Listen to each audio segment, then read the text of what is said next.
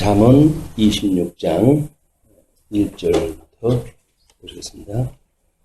미련한 자에게는 영예가 적당하지 아니하니 마치 여름에 눈 오는 것과 추수 때에 비 오는 것 같으니라.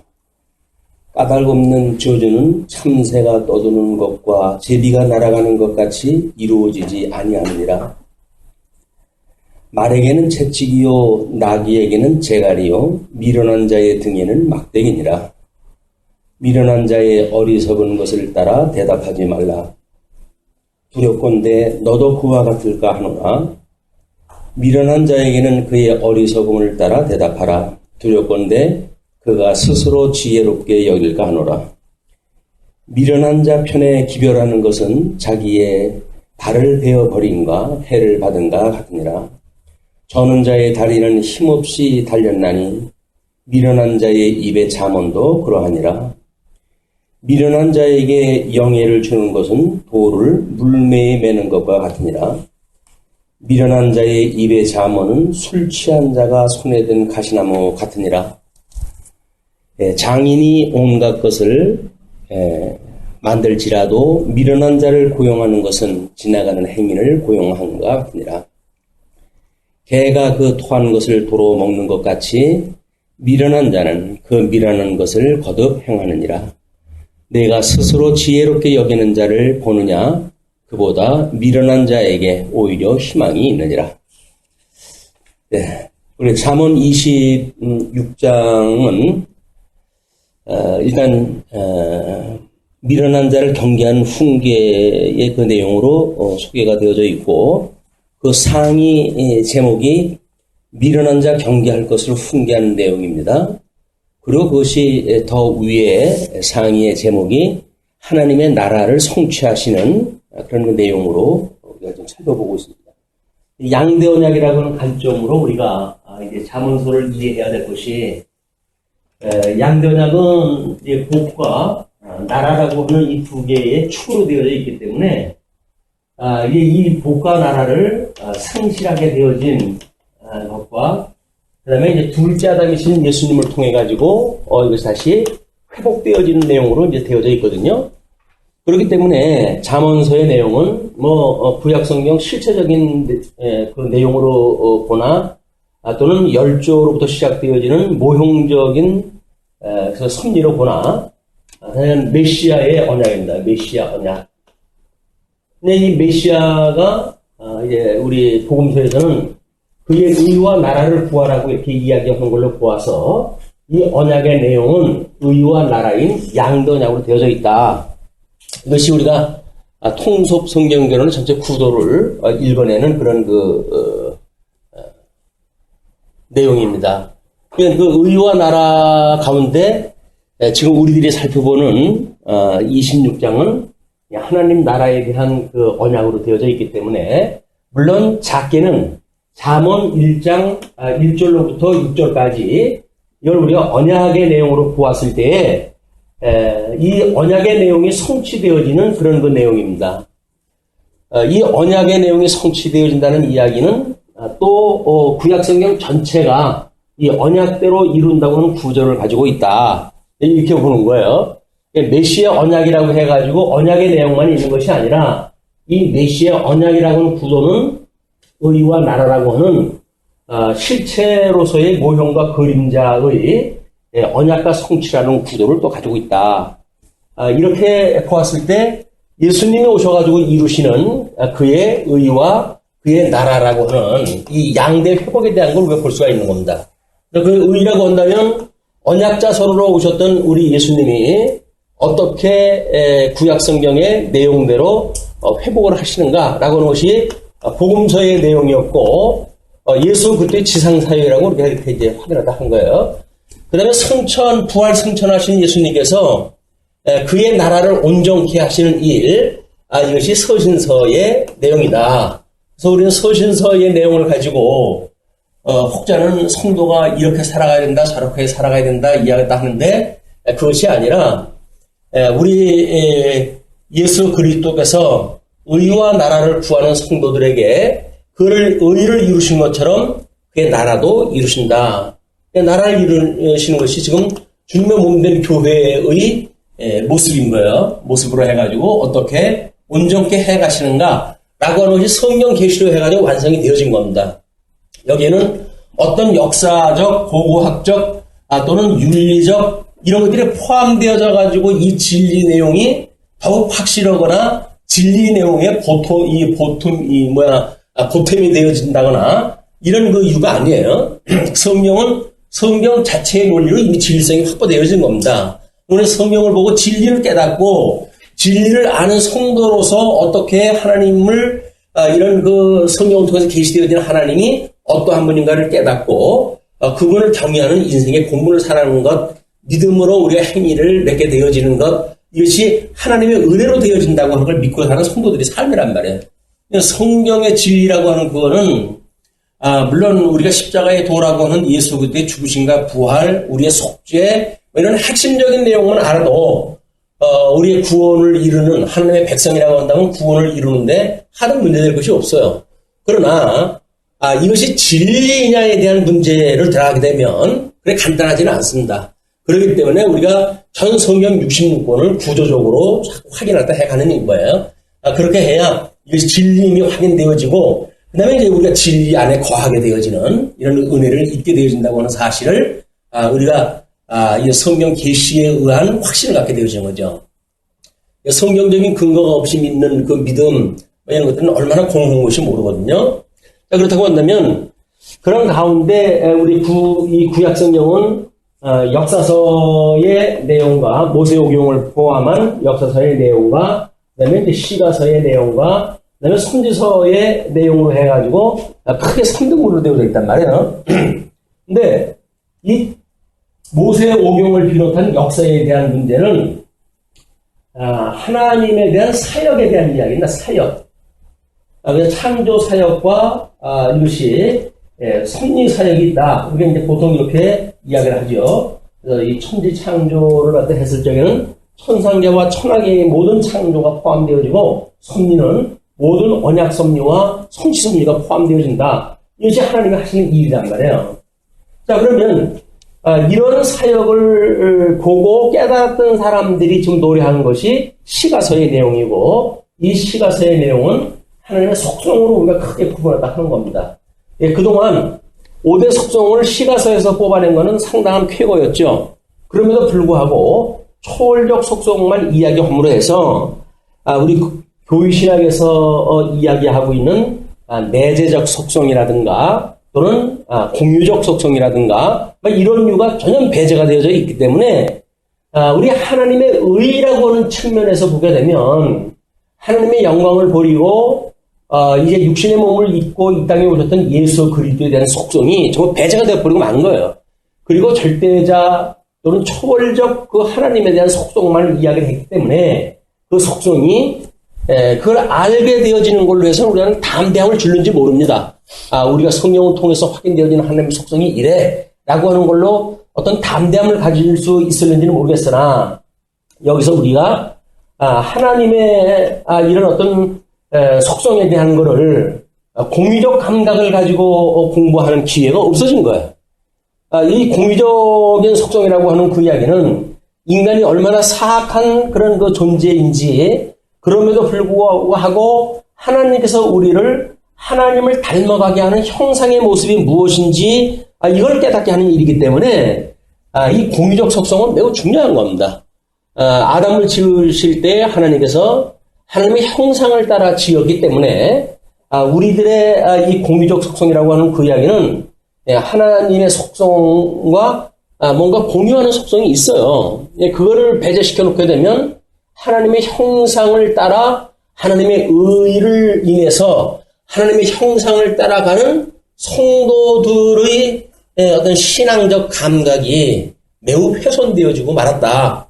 그래서 우리가 다시 교회신학에서 이야기했던 공유적 속성, 이걸 우리가 내재적 속성이라고도 이야기를 하는데 그거를 밝힘으로 해가지고 우리 시가서의 내용만 가지고 하나님의 5대 속성과 또 우리 인간의 공유적 속성의 5가지를 공유 이야기를 해서 메시아를 언약한 내용이기 때문에 이 육신을 입고 오셨던 예수님이 어떠한 형상으로 언약되어져 있는가 그걸 우리 이제 확인하게 되어집니다. 그래서 그 예수님으로 인해 가지고 한 몸을 이루는 성도들이 자연스럽게 저 공유적 속성을 주님의 몸된 교회 생활을 통해 가지고 저것이 예수 그리스도의 형상을 닮아가는 이 형상을 닮아가는 성도들의 영적 예배로 이것이 이루어진다는 거예요. 그렇기 때문에 성령의 논리에서 이제 말하고 있는 어떤 내용 중에 일부가 제거되게 되면 우리는 마땅히 영적 예배를 드리는 성도들의 감각도 제거되어진 것만큼 우리는 그걸 놓치게 되어져요. 그래서 우리가 구약 성경의 그 내용도 뭐 간단하게 그렇게 하면 좋지라고 이야기를 하는데 간단하게 공부를 하게 되면 간단한 형상밖에 모릅니다. 그걸 우리가 이제 십자가의 도라고 이야기하는 게 핵심적으로 이거를 성경이 말하고자 하는 그 이야기를 할 수만 있으면 우리가 구조적으로 또는 분석적으로 그리고 문자적으로 역사적으로 교회신학적으로 실천신학적으로 해가지고 자세히 분석하는 일은 매우 중요하다. 왜냐하면 우리 예수님이 형상, 온전케 하시는 형상이 무엇인가를 그걸로 우리가 가려갈 수 있기 때문에 그렇습니다. 우리한테 어떤 예수님의 형상이 보여야 그분을 닮고자 하고 싶은 마음도 있지. 그분이 그저 죄를 구속하는 구속주예요 라고 하는 걸 끝나게 되면 그러면 우리는 전도라든지 하는 어떤 지역적인 거에 집착을 하게 돼버린단 말이에요. 근데 예수님의 형상을 담는다는 이야기는 단지 어떤 증인의 역할로만 되어지는 게 아닙니다. 증인도 입으로 해가지고 사방팔방 다니면서 예수님을 증거한다고 해가지고 증인의 역할이 되어지는 게 아니라는 거거든요. 왜? 형상이 닮아가는 걸 통해가지고 우리가 우리들의 몸소 우리의 삶을 통해서 우리들의 어떤 모습을 통해가지고 예수가 그리스도라고 하는 걸 증거하는 방편이 되어지기 때문에 우리는 어떤 의의 열매로 맺게 되어지는 윤리적인 문제 이것을 배제할 수 없는 이런 그 성도들의 믿음의 영역을 우리가 확보하게 되어지고 그걸로 인해 가지고 결국 성도들이 얼마나 예수님하고 한 몸으로 우리가 살아가고 있고 그래서 예수님이 영광의 광채로 오신 분인데 영광의 본체가 되어지는 하나님이 어떠한 분인가를 우리가 어떻게 마주보는 것과 같이 알 수 있겠는가? 그렇다고 했을 때 우리가 비로소 어둠의 권세를 감당하지 못하는 이 어둠의 권세를 감당하지 못하는 빛의 권세를 우리가 누리게 되어지고 그걸로 인해서 우리가 세상을 이기게 되어진다.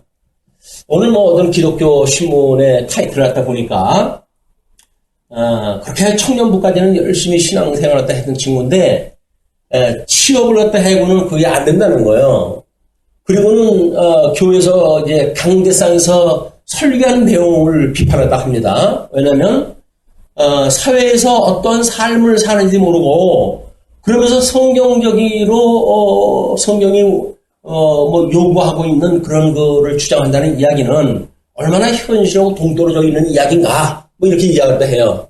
근데 그 사람의 입장에서 보게 되면 그처럼 위로가 되는 말이 없잖아요. 그래도 나를 이해해 주시는 목사님이 있구나.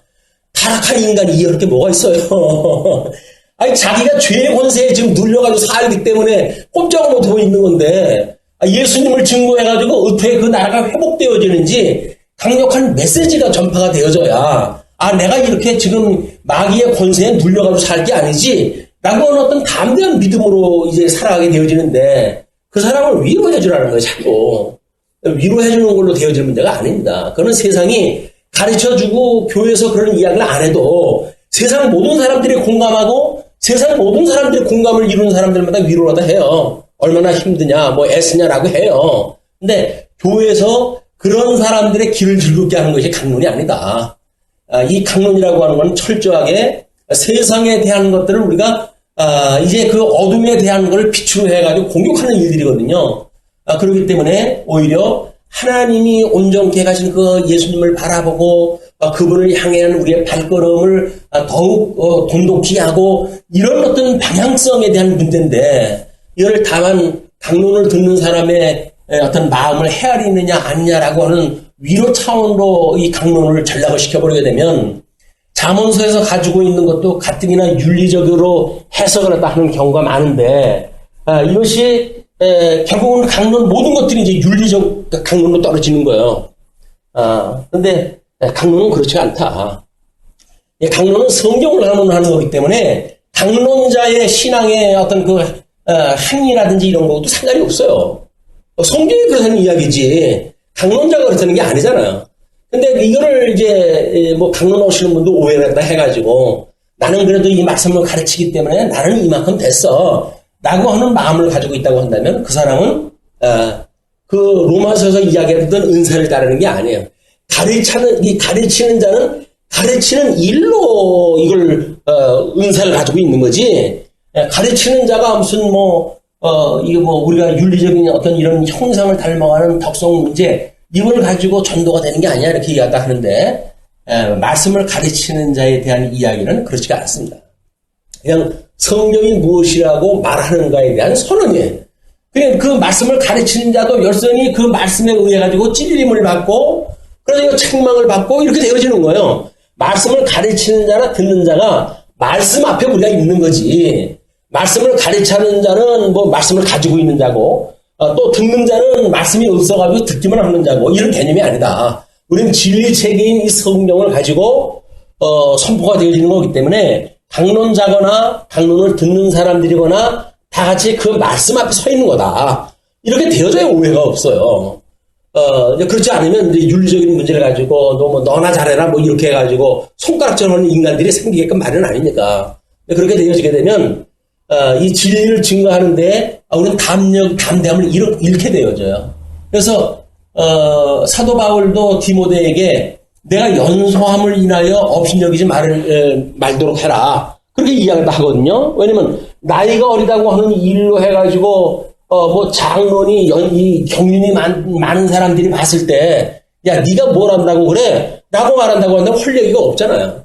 그래서 디모데는 가르치는 은사를 받았기 때문에, 그리고 그 회의에서 그런 어떤 안수를 받았고 공식적으로 말씀을 증거하는 자로 이미 택함을 받았기 때문에 그냥 말씀을 전하는 거야. 말씀을. 그래서 나이가 많고 경륜이 많고 그렇게 하기 때문에 아는 것이 더 많다고 해야지 그 말씀 앞에 자고할 이유가 없는 겁니다. 우리는 다 말씀 앞에 있는 자이기 때문에 그런 거거든요. 이런 그 문제가 이제 이 속성 문제를 우리가 강강하게 되어졌을 때 올 수 있는 오해일 수가 있다. 그리고 이 선지서의 내용은 우리가 하나님의 존재에 대한 이야기라고 이제 이렇게 준선하다 해놨어요.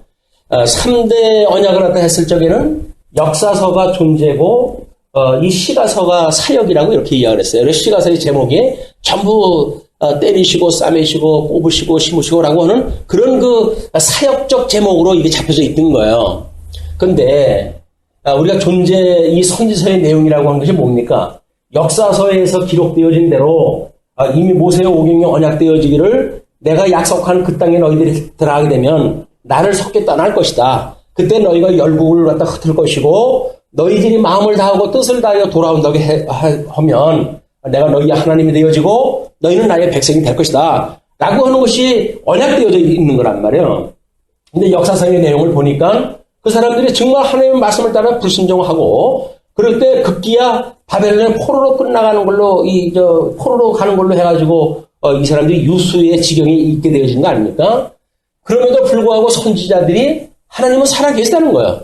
역설적으로 너희들이 하나님이 없는 것과 같이 나라를 잃고 그 아름다웠던 성전, 하나님의 이름을 두셨던 그 성전이 불타가지고 없어진 현재가 오히려 너희들은 그 하나님이 없는가 봐 라고 이야기를 하지만 그렇지 않다. 오히려 그 하나님은 역설적으로 살아계셔가지고 구약의 언약을 지금 이루어 가시는 분이다. 그러니 너희들은 마음을 다하고 뜻을 다하여서 돌아가자. 하나님께로 돌아가자. 라고 하는 것들이 선지자의 메시지란 말이에요. 그게 하나님의 존재, 살아계시다고 하는 걸 역설적으로 증거하는 이야기거든요. 그거를 살아계심이라고 하는 거를 언약대로 이루시는 걸로 봐가지고 하나님의 살아계심이 분명해. 라고 하는 그런 그 이야기는 그렇게 역동적이지 못해요. 그냥 논리적으로 증거될 수가 있겠죠. 그분이 언약대로 이루시는 거 보니까 그분이 계신 게 맞네. 라고 이야기를 되지만, 그 언약대로 이루신다고 하는 그 이야기는 섭리의 방식이고, 오히려, 하나님의 살아계시다라고 하는 그 이야기는 세상의 눈으로 봤을 땐 다 없어진 것과 같은, 마치 그 이스라엘 나라가 완전히 없어진 것과 같은 그런 그 지경에서도 불구하고 하나님의 살아계시다는 거예요. 그걸 가지고 위로를 받고 하나님 앞에 그들이 회복에 이제 참여하게 되어지는 거 아닙니까? 요한계시록의 이제 이야기도 마찬가지입니다. 마치 교회가 세워졌지만 로마 제국에 의해 가지고 뭐 교회는 핍박을 당하고 그 교회가 마치 하나님의 없는 것 같이 박살을 당하고 그러잖아요. 그럼에도 불구하고 요한의 그 메시지의 내용은 뭐냐면 하나님이 살아계시다는 거예요. 비록 로마 제국 아래서 너희들이 핍박을 받고 있지만 하나님은 살아계시다. 그래서 너희들이 그 하나님을 믿고 위로를 받았으면 좋겠다. 이제 하나님 나라가 오는 걸 너희가 예언적으로 계시로 해가지고 보여줄게. 라고 해서 요한계시록의 끝에 하나님의 나라가 친히 내려오는 걸 보여주는 거란 말이에요. 그렇기 때문에 선지서의 내용을 가지고 어떤 예언이라든지 뭐 이런데 우리가 집중을 한다 하고 그 선지서의 내용을 뭐 요한계시록에 끌고 와가지고 어떤 이 논리적 뭐 이런 어떤 그 논고를 갖다 삼는 일은 성경관에 대한 대단한 오해다. 이 선지서의 내용은 물론 이 메시아 오실 메시아에 대한 예언의 내용이에요. 왜 이분이 오면은 마음을 다하고 뜻을 다하여 돌아가게 되어지는 거 아닙니까? 이걸 모형적으로 보여주는 사건이기 때문에 예수님으로 인해 가지고 이들이 다시 하나님께로 돌아가게 됐을 때, 이게 회심하게 되어졌을 때, 마음을 다해 가지고 세상을 향했던 우리들의 마음이 하나님을 향한 마음으로 바뀌어졌을 때, 그럼 우리가 하나님의 자녀가 되어지는 거 아니에요? 너희는 나의 백성이 되어지고 한대로 우리가 하나님을 아버지라고 부르는 거 아닙니까? 그럼 우리 하나님의 아버지가 자녀가 되어지는 거예요. 그 하나님의 아버지라고 부르고, 그리고 너희는 나의 백성이 될 것이야. 거룩한 제사장 나를 내가 삼을 것이야. 그럼 많은 제사장으로 해가지고 지금 우리가 살아가는 거 아닙니까? 근데 이런 그 어떤 성경 전체가 관통하고 있는 이런 말씀의 내용을 제대로 파악이 안 되면 부분에 전락되어져 가지고 뭐 말도 못하는 그런 이제 우리 신앙을 하게 되어져 있습니다. 그러니까 뭐 성경의 어떤 그 논고를 갖다 해갈 때 부분적으로 성경 구절 여기서 저기서 따가지고 뭐 이야기하는 분들을 보게 되면 뭔 얘기를 하는지도 몰라요. 뭐 자기 하고 싶은 얘기 다 하고 뭐 성경에 근거가 있으니까 성경을 이렇게 대신했으니까 맞다. 뭐 그 이야기거든요. 근데 그렇게 자기 하고 싶은 얘기 성경에 따다가 쓰라고 하는 얘기가 아닙니다. 성경도. 성경은 진리의 덩어리이기 때문에 이걸 구조적으로 이해를 하지 못하면 그렇게 성경 몇 구절 가지고 뭐 이야기하는 것이 힘이 있는 게 아니다. 자, 이렇게 이제 시가서의 내용이 되어져 있다고 봤을 때 거기서 우리가 이제 욥기 이제 그다음에 시편 이번에 이제 잠언을 공부하는 거 아닙니까? 이 잠언의 주제가 유기적 주권성이라고 이렇게 이야기를 했어요. 유기적 주권성이다. 그래서 하나님이 지금 잠언서의 내용을 가지고 메시아를 세우시고 제 1장에서는 언약을 하고 2장에서는 메시아를 세우시고 3장에서는 하나님의 의를 이루시고 4장에서 하나님 나라를 이루시는 걸로 지금 기록이 되어 있단 말이에요. 지금 하나님의 나라를 이루시는 그런 그 잠언서의 모든 언약대로 이루신 내용을 보니까 이것이 전부 절대적으로 하나님의 주권에 있는 거로구나. 인간이 거기서 무슨 어떤 뭐 플러스 알파 돼가지고 나라가 이루어지는 것이 아니라 나라라고 하는 것은 철저하게 하나님의 주권으로 되어져 있는 거로구나. 다만 하나님과 주권적 섭리를 했을 때 거기에 어떻게 기름 부음 받은 자를 통해 가지고 이 일을 갖다 해가시는가에 대한 문제가 소개가 되어지는 거예요. 그러면 우리는 여기서 기름 부음 받은 자, 메시아의 이 육신을 입고 오셨던 예수님에 대한 인간의 형상을 입고 오셨던 예수님의 그런 그 모습을 통해 가지고 우리는 메시아가 가지고 있는 유기적 속성을 이제 깨닫게 되어져요. 그것이 예수님을 통해서 우리가 이루어갈 우리 속성에 대한 문제인데 예수님의 형상을 우리가 어떻게 닮아가실 건가? 만사가 주권적이죠. 하나님 주권 아닌 것이 어디 있어요? 하나님이 하시지 않은 일이 어디 있어요? 다 하나님이 하시는 일인데 그럼에도 불구하고 우리 하나님께서 이 주권이라고 하는 거를 메시아를 세우시고 메시아를 통해서 의를 이루시고 메시아를 통해서 나라를 이루심으로 해가지고 주권성을 보여주는 일이기 때문에 이 메시아를 세우시고 의를 이루시고 나라를 이루시는 이 메시아에 대한 것은 철저히 유기적으로 하나님 우리한테 보여주고 계시다. 이걸 이제 깨닫게 되어져야 우리는 욥기에서 말하고자 하는 이제 그 전체 규모를 알게 되죠. 지난 시간에 우리가 25편서부터 29편까지를 히스기야 시대 때의 이 신하들이 솔로몬의 시를 갖다가 편집을 갖다 했다고 이렇게 이야기를 했단 말이에요. 25장서부터 95장까지는 히스기야 임금이 남쪽 유다에 타락했던 종교 또는 하나님에 대한 그들의 신앙 이런 것들을 회복하는 개혁을 갖다 이루었던 임금 아닙니까? 그러니까는 하나님의 나라는 이렇게 되어져야 되는 거야 라고는 개혁이 이루어졌을 때 그 개혁의 모습을 봤던 신하들이 잠언서 그동안 이제 여러 가지 그 잠언이 있는데 그 중에 25편부터 29편 부분을 이것이야말로 히스기야가 개혁하는 하나님의 나라의 본령이다 라고 이걸 편집하다 한 거예요. 우리는 그래서 25편부터 29편 내용을 하나님의 나라의 성취의 그 부분 중에 오늘 일부분으로 넣어놓은 겁니다. 물론 30편, 31편은 이제 솔로몬이 아닌 또 두 사람의 그런 잠언이기도 하고 그래서 25편 전서부터 지금 잠언에 대한 하나님의 나라에 대한 성취로 나와져 있는 거거든요. 거기 우리 하나님의 나라의 성취가 몇 편서부터 되어져 있는 걸로 나와져 있습니까? 하나님의 나라의 성취라고 하는 그것이 22장 17절서부터예요. 그럼 22장 17절서부터 31장까지의 내용인데 거기다 30장 31편은 아굴과 눈물을 통해 가지고 훈계한 내용이니까 잠언서의 저자가 다르고 그건 따로 설명할 수밖에 없어요. 그리고 이제 22편 17절부터 소개했던 내용 중에 가로없는 일본이 지혜롭게 다스릴 것을 훈계한다 하는 내용으로 24편까지 소개가 되어졌고 25편부터 27편까지가 미련한 자 경계할 것을 훈계하는 거예요.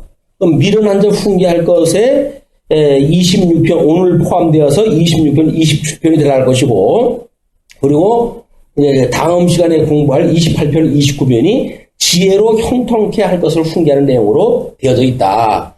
하는 슬기로운 통치의 성취와 의로운 통치의 성취로 우리가 구분은 어떤 논리정계상 해놨지만 한마디로 지혜로우셨던 이 예수 그리스도 이분이 어떻게 지금 하나님의 나라를 이렇게 회복을 할 것인가 라고 하는 걸 기록이 되어져 있기 때문에 우리는 26편 잠언 이야기할 때 끊임없이 윤리적으로 보면 안 된다고 이야기하지 않았습니까? 이는 나에 대하여 증거한 거기 때문에 예수 그리스도에 대한 의와 나라에 대한 데 우리가 초점이 맞춰져야지. 그것이 어떤 인간 윤리적으로 보게 되면 그렇게 또 기가 막힐 수가 없어요. 그런데 이것이 이제 아마 오늘 그 본문 내용 중에 포함되어져 있지 않은가 싶습니다. 뭐냐면 26편 1절에서 뭐라고 하냐면 미련한 자에게는 영예가 적당하지 아니하니 마치 여름에 눈 오는 것과 추수 때에 비 오는 것과 같으니라. 그러니까 미련한 자의 영예라고 하는 것은 헛되다라는 이야기죠. 허영심이라는 이야기예요. 그렇기 때문에 마치 여름에 눈이 오는 것 같다. 오자마자 녹아버리고 없는 거기 때문에 미련한 자가 어떤 영예를 갖고 있다는 이야기는 잠시 바람과 같이 없어질 것 같다. 그런 이야기죠. 그리고 추수 때에 비 오는 것 같아가지고 아무짝에도 못 쓰는 거야, 오히려. 그래서 이런 미련한 자가 가지고 있는 영예가 얼마나 적당하지 아니한지, 부적합한지, 이것이 해 아래에서는 미련한 자들이 지금 영예를 갖다 누리고 사니까 이걸 역설적으로 아니다. 오직 예수 그리스도만이 영예를 가지고 하나님의 영광의 광채로 이 땅에 오셔가지고 그의 의와 나라를 이루시는 분이다. 라고 하는 걸 지금 소개를 하는 거죠. 그리고 까닭 없는 저주는 참새가 떠도는 것과 제비가 날아가는 것 같이 이루어지지 아니하니라.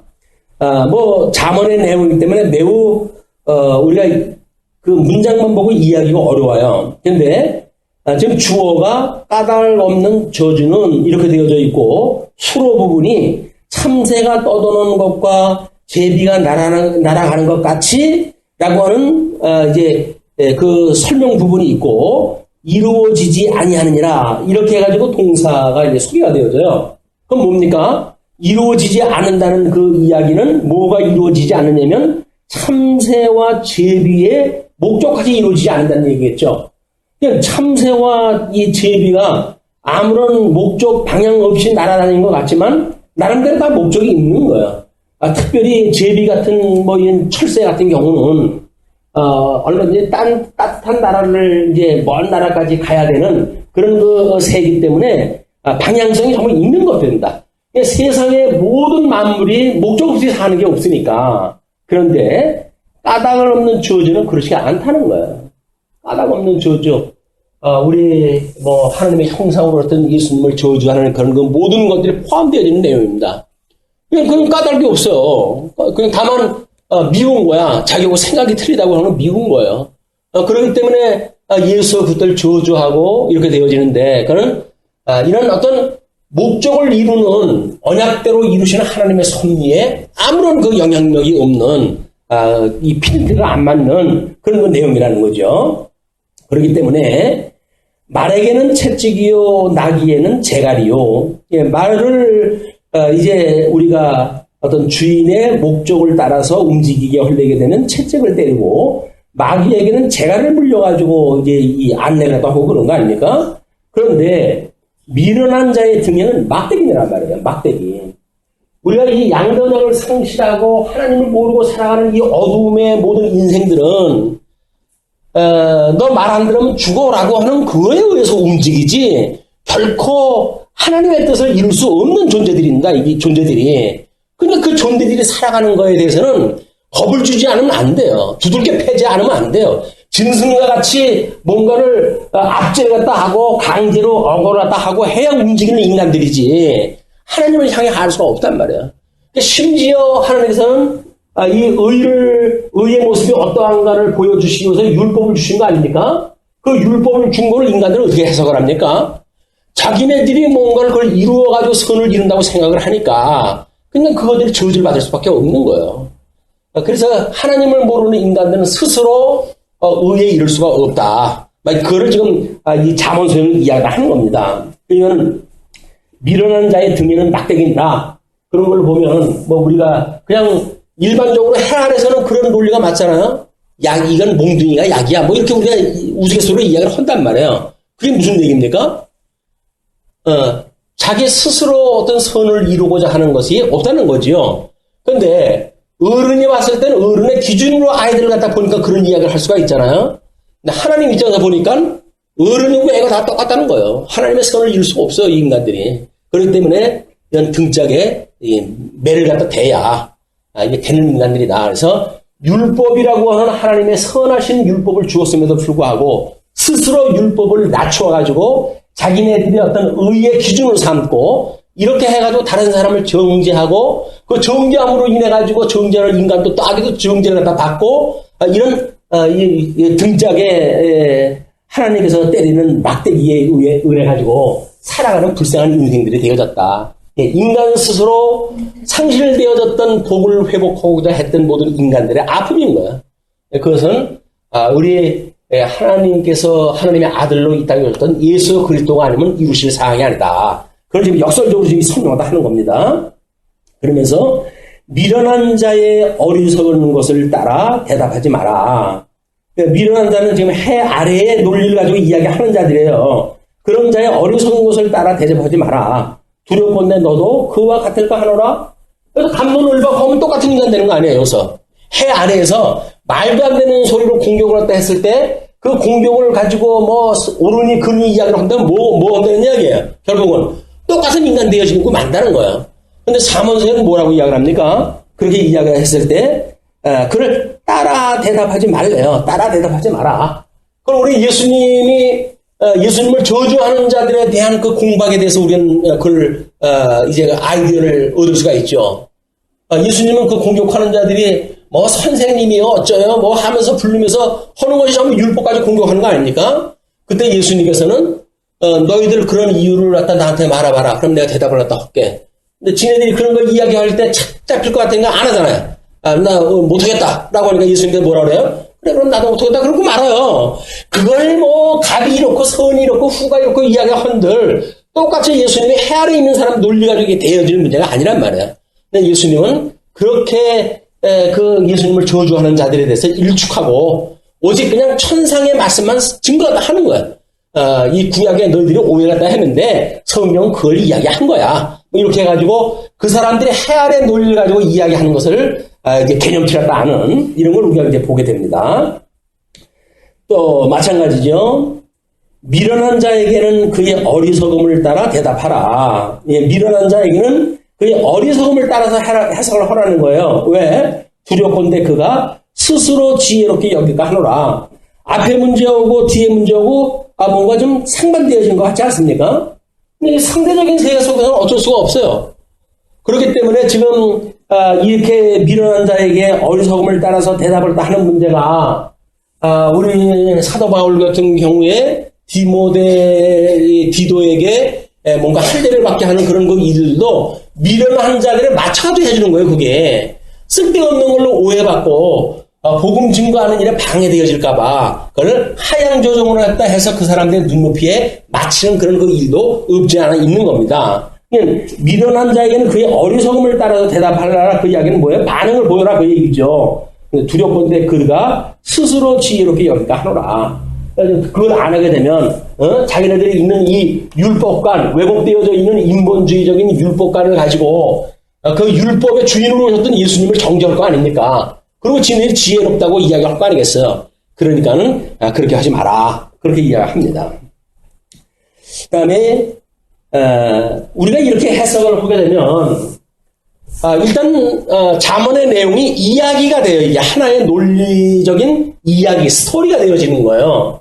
우리가 이런 어떤 성경 구조를 가지고 잠언서를 보게 되면 뭐 단마디 되어져 있는 것 같은데 뭔가 이 성경 전체 구조를 이루는 내용의 말씀으로 이것이 우리한테 확인되어지기 때문에 이 스토리가 되어진다는 겁니다. 스토리가 없는 이야기들은 율법주의자들이 조항을 외우듯이 아무런 그 의미가 없어요. 그걸 외우면 뭐래? 그걸 가지고 외우면 이것이 이런 어떤 하나님의 섭리로 깨달았을 때 우리의 깨달음이 오고 이 깨달음이 우리의 어떤 그 예수 그리스도의 형상을 닮아가고 싶은 우리의 마음을 불러일으키고 열매를 맺게 하신다.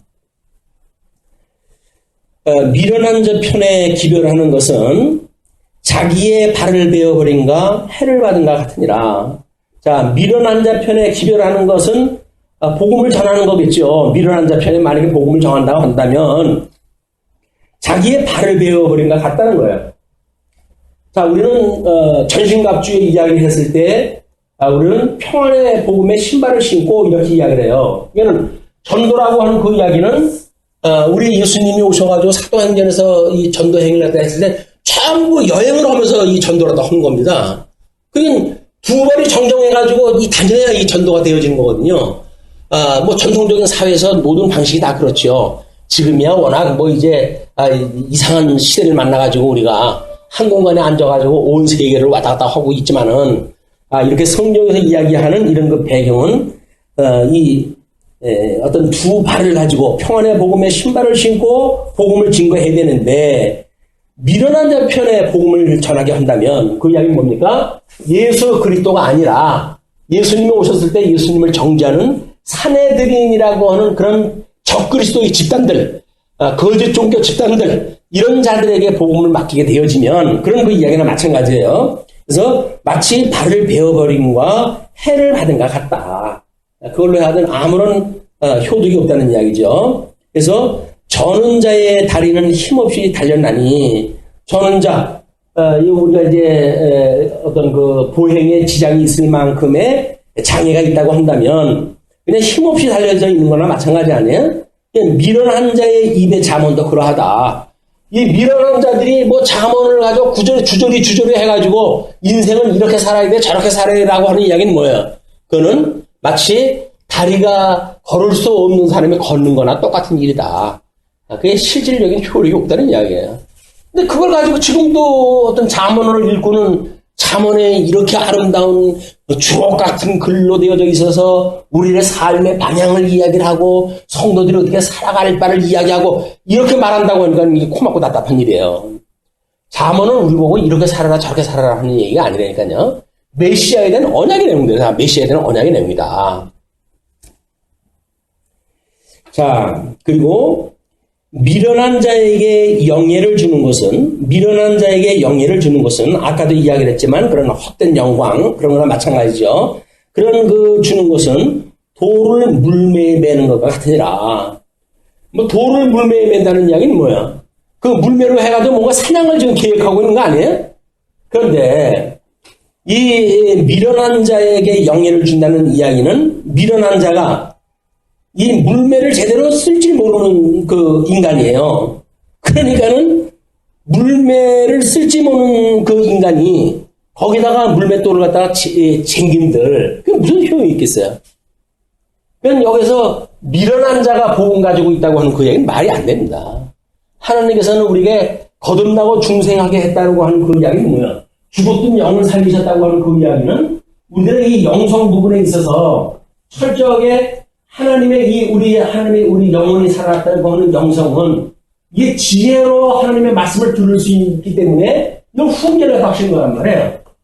우리들의 이 깨어나 있는 영이 하나님의 말씀의 지혜의 말씀을 들을 수 있는 것이기 때문에 훈계의 말씀을 주시게 되는 거다. 이렇게 되어졌을 때 우리 마음이 말씀을 깨닫게 되어지고, 그리고 이걸 이제 이 생각의 세계가 이 생각을 과거에 날생자에다가 이 각자를 썼는데, 이걸 다시 한번 확인하다 해보니까 아직 그 생으로 나져 있는 뿌리라고 하는 그런 그 생물학적 표현이에요, 이게. 그냥 우리 어떤 인문학적으로 이야기하는 우리 마음의 한 요소의 생각이 아니더라고요. 정정합니다. 이거 생각은 그냥 한글로의 생각이에요. 아주 심오한 어떤 그런 그 뜻이 있는 것 같은데, 사실은 그냥 우리나라 한글로의 생각이에요. 그래서 지금 이제 어원 사전을 찾고 있어요. 생각이라고 하는 어원이 어디서 나왔는지, 뭐 그걸 찾아보면 아마 좋은 또 의미가 있을 거라고 보여집니다. 그래서 생각과 기억과 그 다음에 감정이 깃들여져 있는 것, 이걸 우리가 마음이라고 이야기를 하지 않았어요. 얘는 심성이 생각세계가 깨닫게 되어지는 그런 은혜를 듣게 되어지고, 우리들의 이 기억이라고 하는 것이 하나님을 아는 지식에 이르게 되어지고, 우리 감정은 하나님을 사랑하는 사랑에 대한 감정으로 이것이 만들어지고, 이 덕성에 대한 문제가 하나님의 의의 열매를 맺게 된단 말이에요. 이 열매를 맺게 되어지는 것. 이것이 하나님께서 해가시는 우리 인식론이라고 하지 않았어요. 하나님께서는 말씀을 전하시고 우리는 듣고, 하나님은 역사를 섭리하시고 우리는 깨달아서 내가 그렇게 살아가고 하는, 그렇게 되어져 있지는 않아요. 하나님이 전부 주권자입니다. 그러니까 전부 본주는 하나님이에요. 하나님이 하게 하신다는 거야. 하신다. 하나님이 하신다라고 하는 것이 성경의 대주제하고 대수로요. 다만 간접 목적과 간접 이제 우리가 어떤 그 수로가 있는데, 그것이 뭐냐면 하게 하신다는 거야. 하게. 이 하게라는 이야기는 뭐예요? 하나님이 깨닫게 하시고 하나님이 믿어지게 하고 하나님이 이 하나님에 대한 지식을 다 알게 하시고, 그리고 이런 열매를 맺게 하신다는 이야기 아닙니까? 그러니까 하나님이 하게 하신다라고 하는 그런 논리 속에 이 하게라고 하는 그것이 하나님이 인식의 모든 원리가 포함되어 있단 말이에요. 우리의 깨달음의 문제로부터 열매가 맺는 모든 인간적 요소가 하게 한다라고 하는 이 하게에 포함되어 있다. 하게 하신다라고 하는 이 심오한 걸 또 우리가 빼버리게 되면, 하나님이 하게 하시는 건데 뭐 해가지고 우리는 모든 걸 면피를 갖다 하려고 하는데 안 그렇습니다. 만약에 이 하게 하신다라고 하는 5개의 우리가 어떤 이런 나름대로 인성에 대한 부분을 나눠가지고 인체의 부분을 이야기를 했는데, 하나님이 하게 하신다라고 하는 것이 어떤 거 한 군데라도 영향력이 없다고 한다면 그건 하나님이 하신 일이 아니에요. 하나님은 우리를 모든 전인적으로 이걸 하게 하시지 부분적으로 할 때 하게 하시지 않는다. 이런 맥락에서 이 하게라고 하는 그런 의미를 우리가 좀 더 분명하게 파악을 했다 할 그런 그때라고 보여집니다. 자, 그래서 미련한 자의 입의 잠언은, 미련한 자의 입의 잠언은 술 취한 자가 손에 든 가시나무 같으니라. 그건 하나님의 말씀을 가지고 이리 휘둘르고 저리 휘둘르고 하니까 말씀에 의해 가지고 회복에 참여가 되어지는 것이 아니라 율법주의자들의 지도처럼 전부 상처 입고 마는 거예요, 이게. 중매 몸되는 교회에서 율법을 이 복음을 증거하지 않냐고, 구약 성도들이 어떤 가지고 있던 율법관을 그대로 속여온다는 이야기는 그냥 전부 술 취한 사람들이에요, 술 취한 사람들. 그리고 술 취한 사람들이 하나님께서 주시지 않은 지팡이, 능력의 지팡이가 아니라 전부 가시나무를 갖다 들고 휘두르고 다니는 거예요. 매우 위험한 짓입니다, 이게. 매우 위험한 일이다. 그건 어떻게 해요? 하나님 그렇게 해가지고 또 넘어지게 하신 것도 하나님의 일이지만, 우리가 그런 내용을 저 사람이 지금 술 취한 사람이냐, 성령에 취한 사람이냐, 잘 분별이 돼야 돼요. 뭐 강대상에서 공중공중 뛰고 꼭 술 먹고 뭐 뛰는 사람 같아. 그래놓고 그게 성령 충만이라는데 그거 전부 사기꾼들입니다. 성령이 하나님의 영이신데 뭐 인간을 갖다 이렇게 뭐 망난 일 만들어가지고 복음 증거하나요? 안 그렇습니다. 근데 아주 그 신비주의에 아주 잘못되어져 있는 것들이 소위 그런 대로 사람들을 끌고 가요. 차면을 걸려가지고 사람들 시러트리고 뭐 해가지고 장난들 치는데 이런 성경의 구도를 가지고 그 내용들을 보게 되면 한번 다 보이잖아요. 얼마나 그들이 거짓말을 부리는지. 자, 이제 10절에 하는 이야기가 그겁니다. 장인이 온갖 것을 만들지라도, 장인은 뭐 물건 만드는 사람이니까 온갖 것을 만들지라도 미련한 자를 고용하는 것은 누구를 쓰느냐라고 하는 그 이야기는 지나가는 행인을 고용한 것 같다. 그럼 여기서 지금 장인은 누구예요? 천지를 지으시고 만사를 섭리하신 하나님이지요. 만약에 하나님이 정당한 그 사람을 쓴다고 한다면 미련한 자를 고용하시겠어요? 그렇지 않잖아요. 그 미련한 자들은 다 뭐예요? 예수님 오셨을 때 유대주의자들이니까요. 자, 뭐 잘못되어져 있는 그 윤리관을 가지고 예수님을 오히려 정죄하고 하는 자들이 바로 그 미련한 자들의 이야기예요. 미련한 자를 고용하는 것은 마치 지나가는 행위를 고용하는 것 같다. 그러면 지금 우리는 예수님을 하나님께 보내셨다라고 하는 그 이유가 얼마나 차별화가 되는지 보여주잖아요. 예수님 아니면 이게 이루어질 수가 없어요. 지나가는 자 그냥 불러가지고 일을 시킬 수가 있는 겁니까? 안 되는 거예요. 미련한 자를 불러가지고 그 일을 갖다 시키는 것은 마치 지나가는 자를 시켜가지고 아무 계획도 없이 그냥 그때 우연히 지나가는 자 위해서 그 일을 갖다 하는 것 같이 같다. 지금 이렇게 이야기를 하는 겁니다. 그런데 하나님께서 의도가 있다고 한다면 예수님이 십자가를 메고 가실 때 그 십자가를 대신 질 자 하나님이 준비한 건가요? 아닌가요? 하나 다 준비한 거예요, 그게. 뭐 그때도 지나가는 자 붙들어가 그 일 시키대 라고 이야기를 하게 되면 또 이거 말 못 알아듣는 거예요. 지나가는 자를 들어가지고 쓴다는 이야기는 아무런 계획 없이 마치 향방을 모르는 참새가 날아가고 제비가 날아가는 것도 향방이 있어 가는 건데 그렇지 아니한 것처럼 역사를 이해하는 자들 또 성경에 대한 것을 이해하는 자들 이런 그 자들이 미련한 자임을 고발하는 내용입니다. 그렇기 때문에 개가 그 토한 것을 돌아 먹는 것 같이 미련한 자는 그 미련한 것을 거듭 행하느니라. 이것이 아담의 불순종 이후에 예수님 오셨을 때까지 모든 인간들의 불순종의 모습이에요. 그 수많은 대를 건너가잖아요. 아브라함의 하나님, 이삭의 하나님, 야곱의 하나님, 열조의 하나님도 마찬가지지만 그들이 애굽에 있을 때나 출애굽을 갖다 했을 때나 가나안 땅에 데려갔을 때나 나라를 세웠을 적에나 나라가 쪼개졌을 때나 또는 유수로 끌려갔을 때나 회복을 될 때까지도 심지어 회복이 될 때까지도 인간들은 끊임없이 반복적이에요. 끊임없이 반복적. 이제 끝내 예수님이 오실 때도 똑같은 반복을 하다 해가다 예수님에 의해서 정죄를 받게 되어지는 우리가 그걸 보게 되어집니다. 근데 어때요? 지금 잠언의 내용 보니까 복음적인 것만 살짝 뺏겨내면 인간들한테 딱 맞는 이야기들 아니에요? 아주 뭐 은쟁반의 옷고슬처럼 시적절한 그 이야기들이 얼마나 많습니까? 이런 이야기는 이렇게 써먹었으면 좋겠다 할 만한 이야기들은 얼마나 많아요? 근데 그거는 우리 등에 막대기를 때리시는 하나님의 섭리를 위해서 주신 거지 그런 말로 해가지고 어떤 미사여구 꾸리라고 준 게 아니에요. 이거는 복음이라고 하는 걸로 씌어야 마치 이 사망이 생명에 삼킨 바 되어진 것처럼 여기서 뭐 등에 매를 때릴 수밖에 없는 그런 그 잠언의 내용이 오히려 하나님의 복음의 내용으로 승화되어진다. 네. 네, 끝으로 12절의 내용입니다. 내가 스스로 지혜롭게 여기는 자를 보느냐? 그보다 미련한 자에게 오히려 희망이 있느니라. 스스로 지혜 있다 하는 자들은 희망이 없어요. 하나님 앞에 눈물을 흘리고 하나님 저는 미련해요 라고 하는 자는 오히려 하나님께 돌아갈 수 있는 기회가 있을지 몰라도 나는 섰어요, 나는 이루었어요 라고 하는 자들은 결코 주께로 갈 수가 없습니다. 사도 바울이 그걸 경계했던 거예요. 섰다 함도 아니고 이루었던 함도 아니다.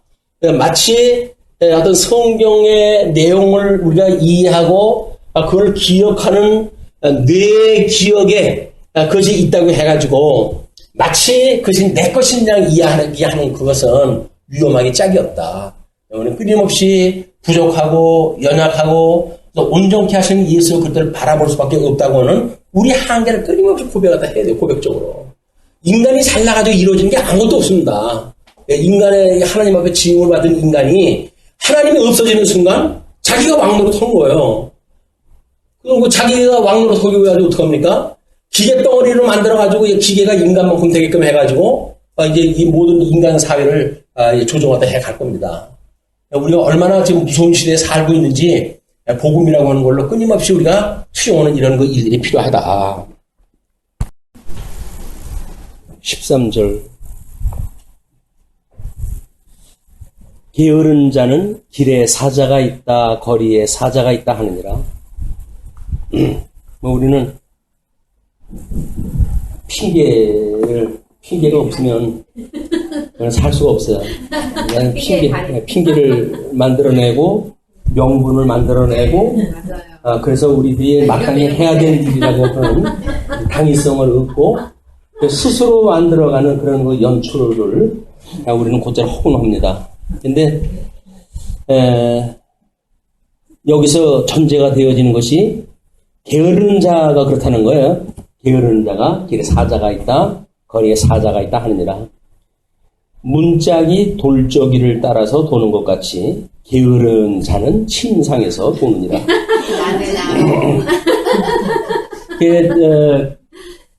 뭐 요즘 그 텔레비전 광고에 그런 게 있더라고요. 미세먼지가 많은 날 방 안에서 뭐 무슨 그 프로그램을 이야기하면서 뒹굴뒹굴 하자 뭐 이야기했어요. 뭐 그것만 가지고도 뭐 자기가 알고 있는 모든 사람들하고도 연락이 가능하고 뭐 그러기 때문에 아마 이제 그런 광고를 한 것 같아요.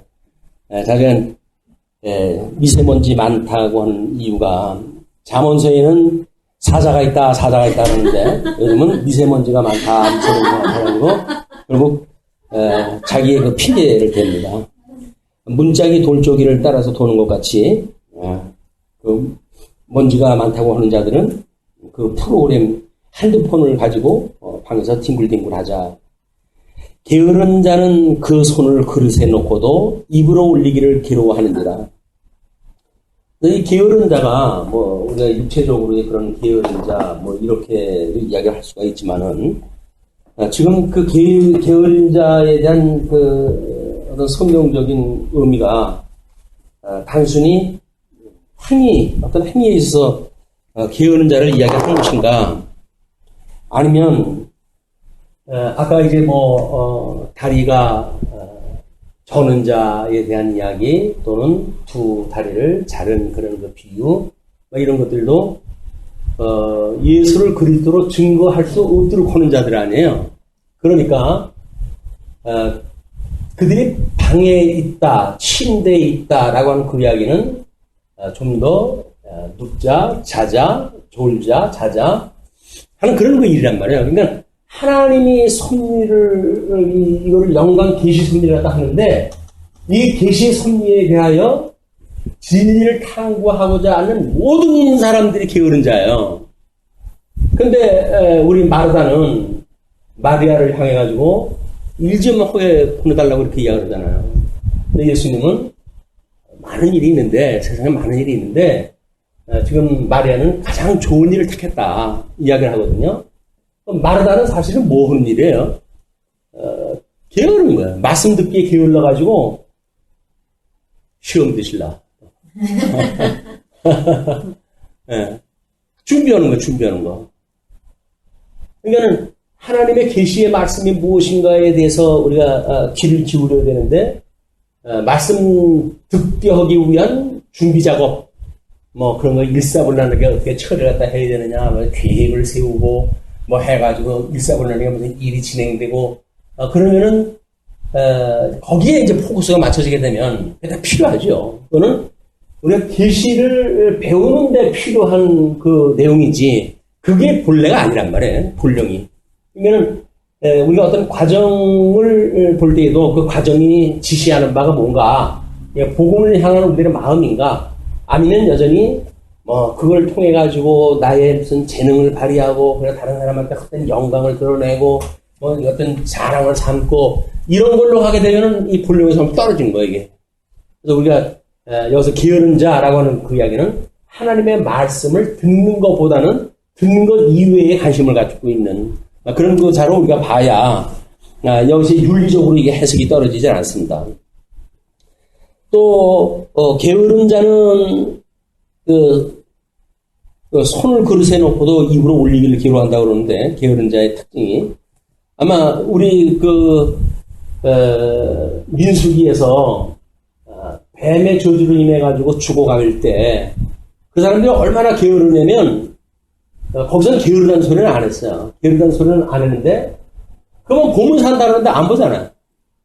그게 게으른 거예요. 보면 되는데 하나님의 말씀을 상고하고 또는 그 계시의 영광을 바라보는 자 이런 자들을 부지런하다라고 이야기하지 무슨 세상 사람들처럼 아침 해 뜨기 전서부터 해진 후까지 이렇게 하는 걸 우리가 부지런하다고 그러진 않는다.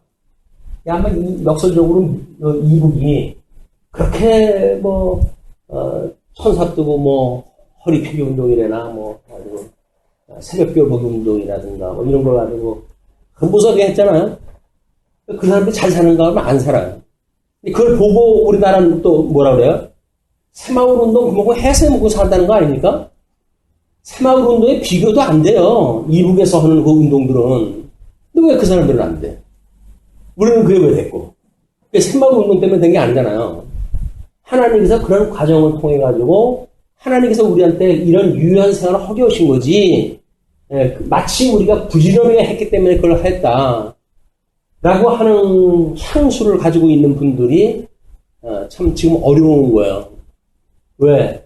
대한민국의 근대화를 이끌어내는 데 있어서 상당한 일조를 얻어 한 사람들 아닙니까? 다 산업의 역공으로 해서 때로는 어떤 시대의 희생자로 해가지고 그목을 이목을 살게 했는데 이목을 살고 나서 보니까는 젊은 세대는 그런 그 세대를 알기로 우습게 여기고 그리고 보수라고 하는 어떤 틀 속에다 집어넣어가지고는 마치 필요 없는 그런 그 사람 치부다 해버리고 또 사회적으로도 해가지고도 부모 공양이라든지 하는 것이 이미 시대적으로 멀어진 시대고 그렇기 때문에 어렵습니다. 그 사람들 삶이 그거를 시간의 고향을 잃어버린 사람들이라고 어떤 그 사회학자가 이야기하더라고요. 자기가 이 시대의 공감성을 가지고 있는 시대, 그 시대가 자기 딴에는 그것이 인생의 전부였거든요. 근데 이제 와서 그것이 다른 사람들에 의해 가지고 강탈당하는 거야. 별거 아니었어 그거. 이렇게 돼버리니까 그 사람들이 자리를 붙일 자리가 없는 거야. 그래서 우리가 우리가 가지고 있는 주관적인 가치를 부여하는 시대에게 막 그것에 매여 사는 거는 특히 지혜롭지가 못하다. 이렇게 봐야 될 거라고 보여집니다. 오직 하나님의 계시만을 바라보고 계시의 영광을 바라보고 사는 우리 말씀운동 서원교회의 그런 교회 이상이 이 계시의 영광을 배우고 익히는 교회, 끊임없이 그걸 배우고 익히는 교회여야지 거기서 전도를 잘하는 교회, 무슨 성도를 배가시키는 교회, 이거 아무런 소용 없어요. 그건 전부 게으른 사람들이 하는 일입니다. 부지런한 사람들은 부지런히 성경 연구하는 거예요. 부지런히 성경 연구하는 거예요. 성경 연구만 하고 밥이 생기냐 떡이 생기냐고 그러는데 여전히 사탄이 금식한 예수님한테 돌덩어리 가지고 떡 만들어 먹으라고 하는 그 요구나 똑같은 요구예요. 성경 공부하면 거기서 밥이 나오냐 떡이 나오냐 이렇게 이야기를 하는데 사람이 떡이나 밥으로 사는 것이 아니라 하나님 말씀으로 산다고는 이 본질의 문제를 여전히 해 아래에 있는 사람들이 지혜롭다